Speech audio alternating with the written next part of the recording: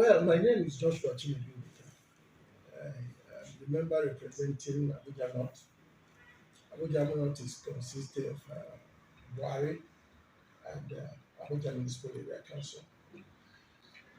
And coming down to this, I will say that I'm part of the beneficiary of what the good services of Nisa. I can attest to the good work of Nisa. And by the sideline, even when I was with Abuja Municipal Area Council, before, like you said, 2000, this hospital was closed down, and it took about 6 years. Then I was like, what is happening? How can a hospital like this, with the amount of investment that the MFCT have here, be closed down? But as of that time, I have nothing to do about it. And later, we were told that there was a PPP arrangement that was done that brought this in. That was how the hospital was opened again. And since then, it has been running. And it's not a story that Nisa remains the only hospital that is really running as a standard hospital in Abuja today, to be compared with other government-owned hospitals.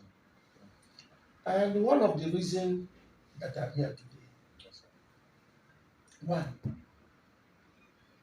is to find out, one, to have more knowledge of the partnership between Nisa and that of the MFCT.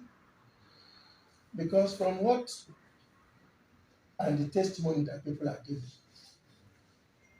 in the original master plan of Abuja, it was supposed to be each district were to have a hospital servicing it. But today, that is not the case. And even to say that the number of people in Abuja has drastically increased. And the influx of people, because of the insecurity we have in the country, is weighing down on all these other government-owned hospitals that is not even being run as it's supposed to be. The painful aspect of it is that most of these hospitals were built by the military government. It's very disgraceful. And since 1998 to now, all the subsequent administration have not done much, even to fund and equip and make our hospitals more organized, not talk less of building new ones. We have not been able to manage even the existing ones that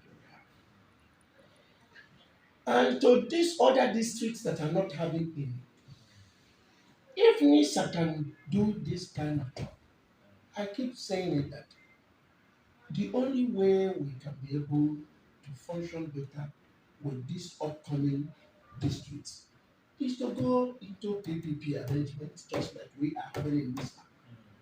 And government will come in and know the areas where we can subsidize or come in so that the services can be a little more cheaper for the people, because the economy is hard. Yes, impacting has a people.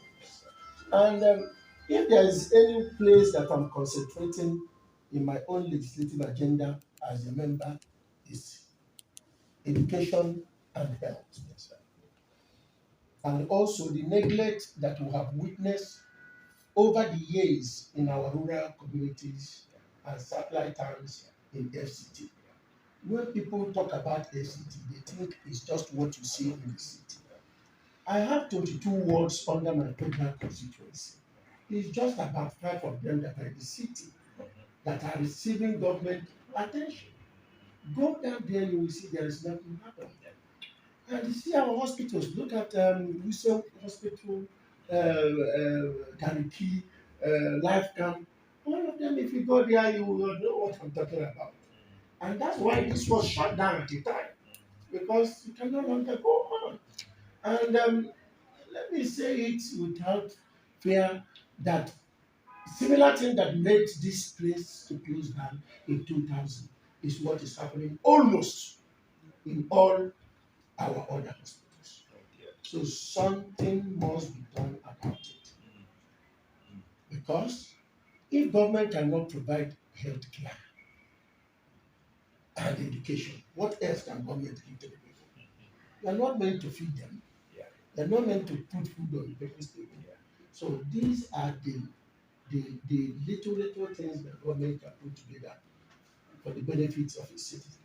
So that's why I'm here to know what kind of partnership first hand from this. And using that, that will be the kind of discussion that I'll be having with our people there in MFCT. And let me also know where Nisa is finding it difficult.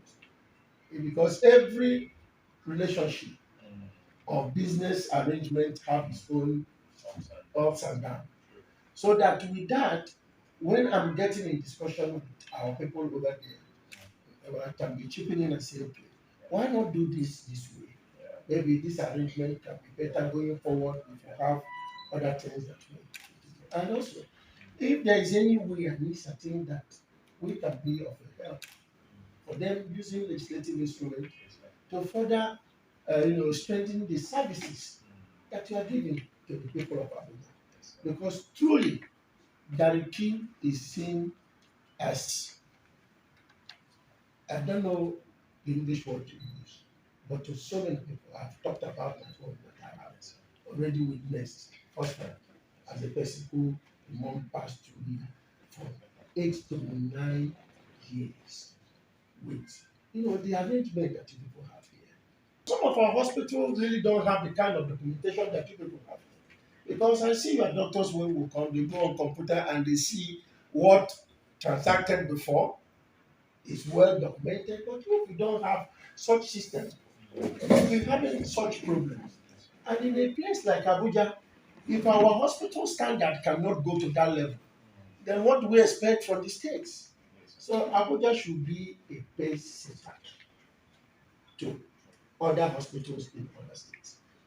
And like I said, being that that is one of the major things that I would like to do as my legislative agenda, that's why I'm visiting, I choose Nisa to be the first hospital that I will be visiting before going to other government-owned hospitals.